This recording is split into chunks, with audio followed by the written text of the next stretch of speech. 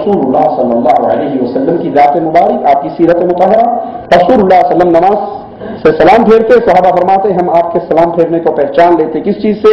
اللہ اکبر، استغفر اللہ استغفر اللہ استغفر اللہ، اللہم انت السلام، یہ ساری دعائیں ہیں۔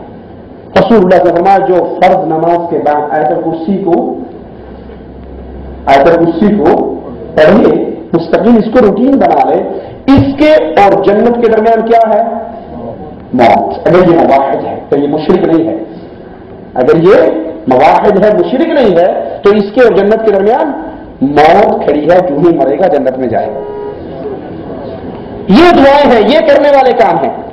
اصل میں ہم کہتے ہیں کہ ہیل لگے نہ پھٹکڑی، ہمیں محنت کچھ نہ کرنی پڑے اور ریڈی میڈ چیزیں مل جائیں، ہمیں دعائیں نہ یاد، نہ تو کرسی یاد کرنی پڑے، نہ 33 دفعہ سبحان اللہ، 33 دفعہ الحمدللہ، 34 دفعہ اللہ اکبر نہ کہنا پڑے، کچھ بھی نہ یاد کرنا پڑے۔ السلام علیکم ورحمۃ اللہ، السلام ورحمۃ اللہ، چلو مولوی صاحب کام کرو، اللہم صلی اللہ علیہ وسلم، سلام پھیرو کے سارے بھاگے۔ تو وہ سارے اذکار جو اللہ کے نبی نے بتائے ہیں وہ کہاں گئے؟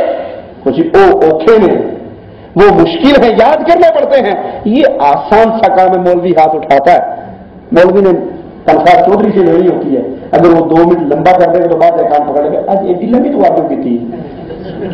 یہ طریقے سنت کے خلاف ہیں۔ سنت طریقہ یہی ہے کہ آپ وہ اذکار یاد کریں جو رسول اللہ صلی اللہ